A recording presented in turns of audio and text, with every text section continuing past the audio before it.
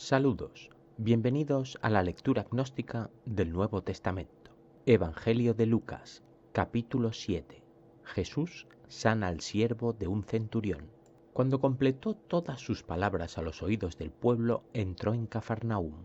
Por fin Lucas nos sitúa donde nos situaban los anteriores evangelistas Marcos y Mateo, allí donde según estos empezó la evangelización de Jesús, en Cafarnaúm.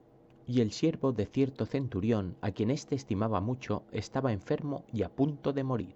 ¿Es el mismo centurión que ya nos relató Mateo en su Evangelio? No debería. Lo que le ocurre a uno y otro siervo de cada centurión es muy distinto. En el de Mateo, el siervo estaba paralítico, aunque sí atormentado gravemente. En cambio, en el de Lucas, la enfermedad que tiene le está llevando prácticamente a morir. ¿Podríamos descartar la posibilidad de que se tratara del mismo centurión y del mismo sirviente? ¿Que se tratara de la descripción de la misma anécdota? Podemos, en cambio, concluir que sí, que efectivamente hay dos situaciones muy similares con muchas coincidencias iguales.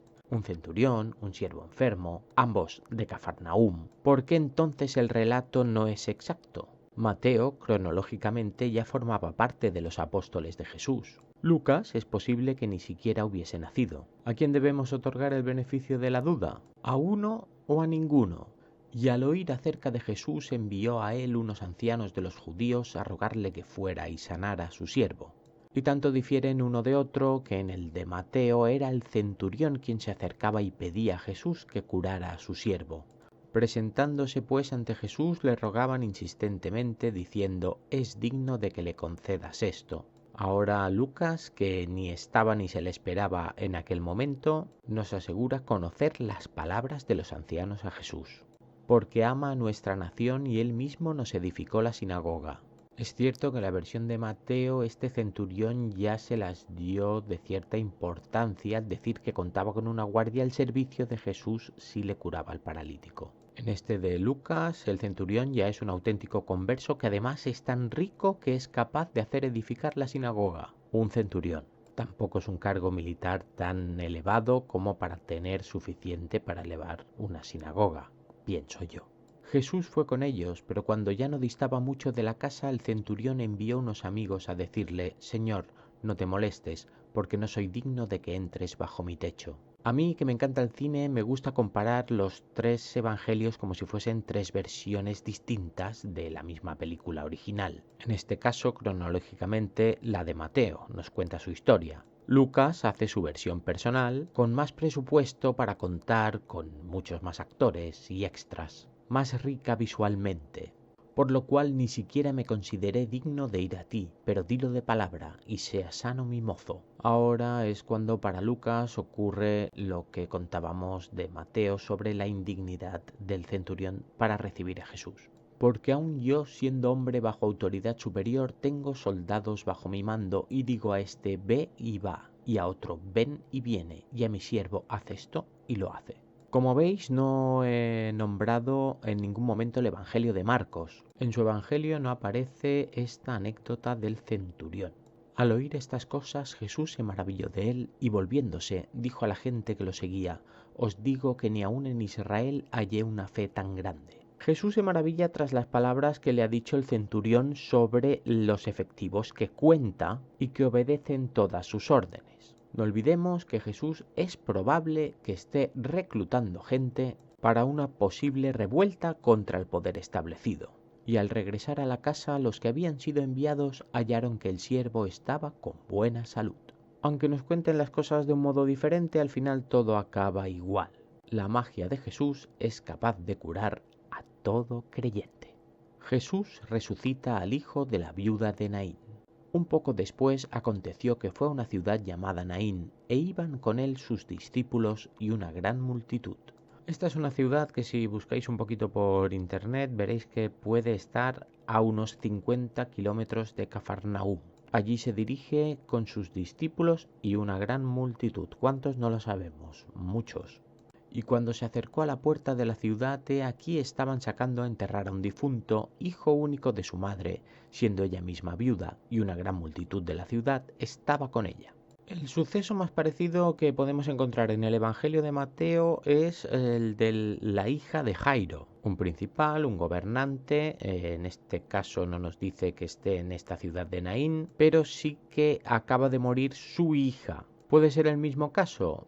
¿Por qué? Si aquí la que aparece es una viuda, no puede ser mujer de Jairo. Y quien ha muerto es un varón, un hijo. El otro era una hija. ¿Se olvidó Mateo de esta resurrección? Hizo más de una. ¿Por qué uno elige contarnos la de Jairo y lo que ocurre aquí en Naín? Son la misma pero en dos versiones distintas, como ocurre en el planeta de los simios de Charlton Heston, viejo conocido nuestro, que tiene poco que ver con la de Tim Burton o con la nueva trilogía más moderna de los simios. Todas nos cuentan la misma historia, todas tienen su encanto, aunque aquellas, al fin y al cabo, solo son películas. Esto debería ser mucho más serio. Estamos buscando aquí lo que la gente asegura que hay, la prueba real e irrefutable de la existencia de un Dios creador de todas las cosas. El Evangelio de Lucas puede ser muy bonito, pero lo que llevamos leído, ya no desde el principio del Antiguo Testamento, sino de este nuevo, me parece un insulto a la inteligencia.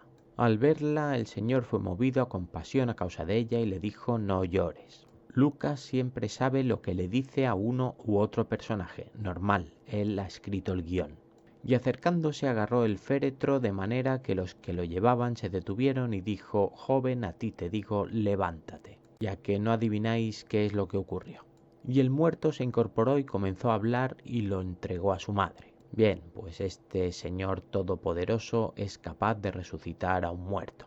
Y un gran temor los sobrecogió y glorificaban a Dios diciendo: un gran profeta se ha levantado entre nosotros y Dios ha visitado a su pueblo. Esto sí que no debe faltar jamás en ningún libro ni autor de la Biblia, el temor. Nos encontramos en un funeral donde se aparece un señor que todo el mundo conoce porque ya le sigue multitud, que sabemos de sus poderes porque por todos lados nos lo cuentan. Resucita a nuestro hijo y lo que tenemos es un gran temor, pues si Dios está con nosotros, ¿qué vamos a temer? Pero vaya, esto no sería en ningún caso lo más criticable, porque es cierto que la humanidad suele ser así, reacciona siempre con miedo ante lo desconocido, aunque sea beneficioso para ellos. Y su fama se extendió por toda Judea y por toda la región circunvecina. Bien, pues aquí en el Evangelio de Lucas también es famoso Jesús. Los mensajeros de Juan el Bautista. Los discípulos de Juan le informaron acerca de todas estas cosas y Juan, llamando a 2 de sus discípulos, atención porque tenemos cámaras y escenarios en 2 lugares distintos donde ocurren cosas a la misma vez. Ahora Lucas sabe lo que los discípulos de Juan le informan a su jefe.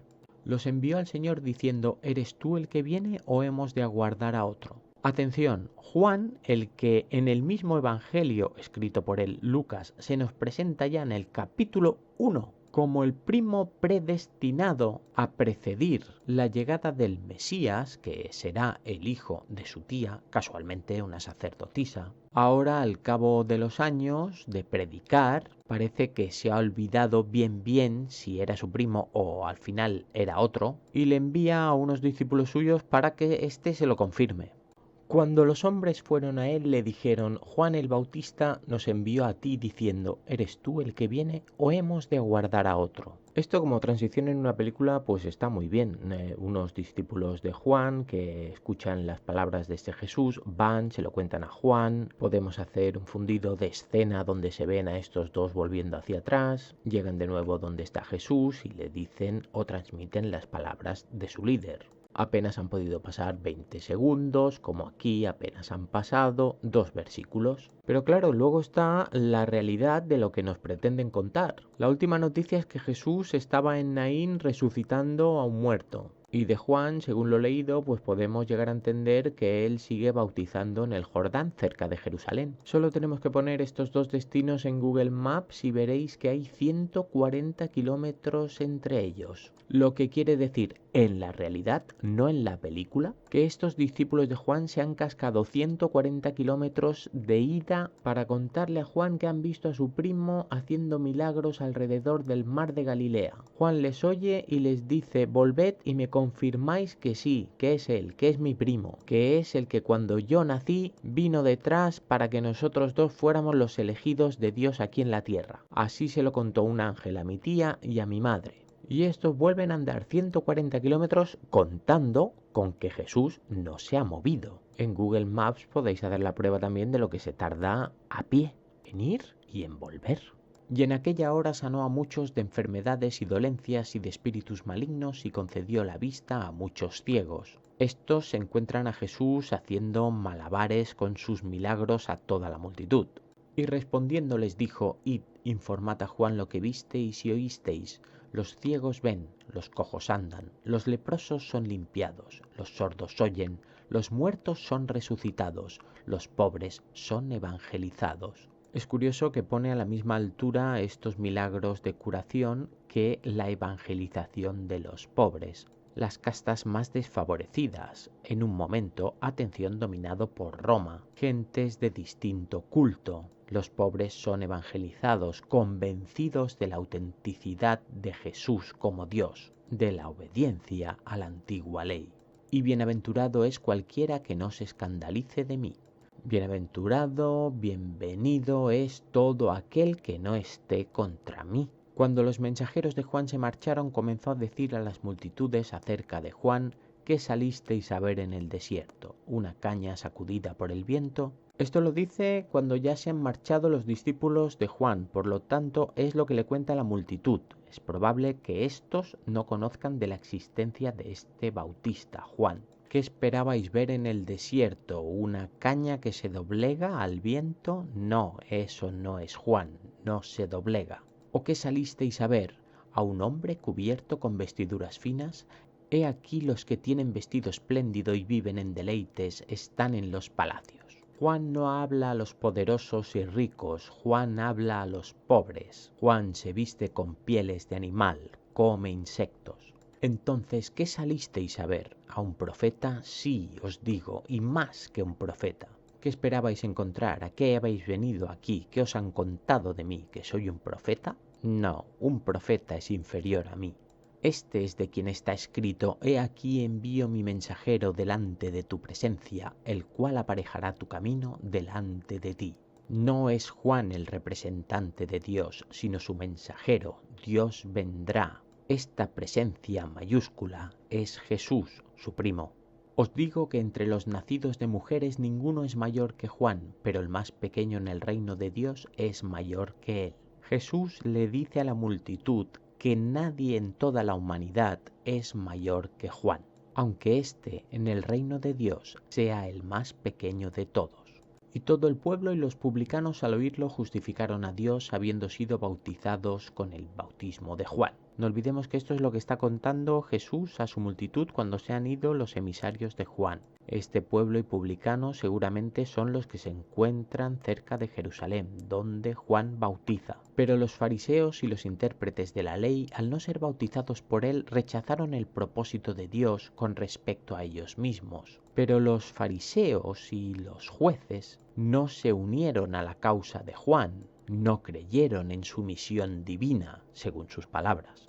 Entonces, ¿a qué compararé los hombres de esta generación y a qué los haré semejantes? ¿Cómo os describiré este comportamiento, yo que soy Dios, cómo lo veo? Son semejantes a esos muchachos que se sientan en la plaza y gritan unos a otros y se dicen: os tocamos flauta y no bailasteis, entonamos lamentos y no llorasteis. Esos fariseos e intérpretes de la ley se comportan como niños que no son capaces de interpretar aquello que ven u oyen, que todo lo critican, que se creen superiores en cuanto a la razón.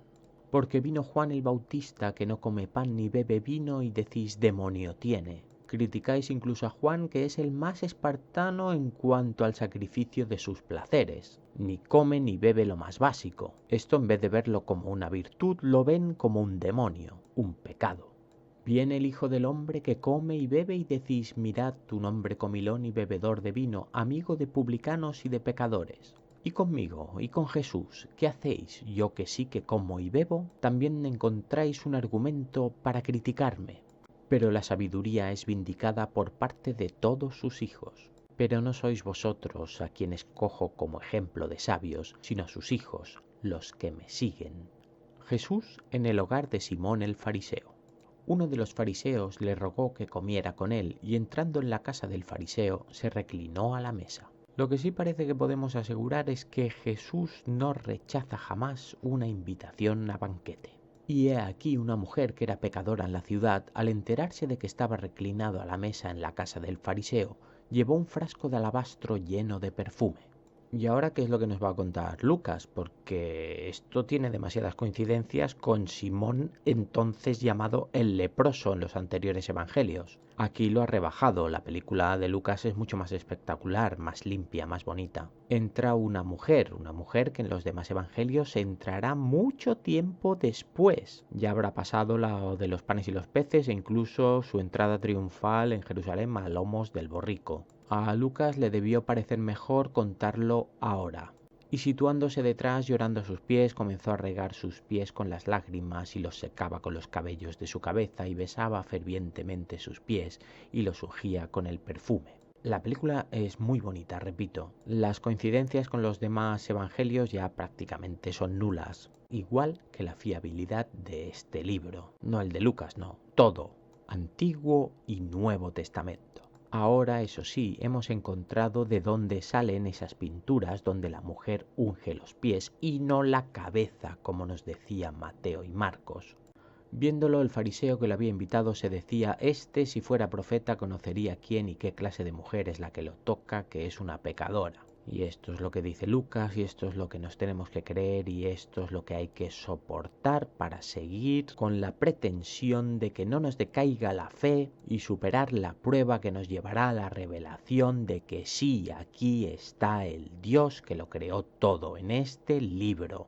Jesús, tomando la palabra, le dijo: Simón, una cosa tengo que decirte. Él dice: di, maestro. Simón, que antes ha dudado de que éste sea profeta, ahora le llama maestro. Cierto acreedor tenía 2 deudores, el uno debía 500 denarios y el otro 50. La habilidad de Lucas le sirve incluso para inventarse parábolas. No teniendo ellos con qué pagar, perdonó a ambos. ¿Cuál de ellos, pues, lo amará más? Es que en las primeras, en las de Mateo, aún me hacía un poco de gracia el poder jugar a descubrir las parábolas. Ya con esto lo que me parece es un timo. Respondiendo Simón, dijo: pienso que a quien perdonó más, él le dijo: rectamente has juzgado.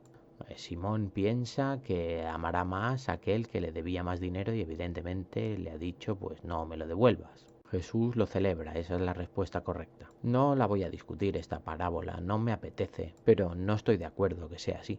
Y vuelto hacia la mujer, dijo a Simón: ves a esta mujer, entré en tu casa y no me diste agua para mis pies, pero ésta ha regado mis pies con las lágrimas y los ha secado con sus cabellos. De verdad os digo que las ganas de continuar únicamente responden al respeto que tengo a la gente que sigue este canal. Si por mí fuera, es muy bonito este libro, pero podría preferir estar leyendo Harry Potter. La esperanza de poder encontrar aquí, con lo que nos queda de libro, la prueba irrefutable de la existencia de Dios se desvanece versículo a versículo.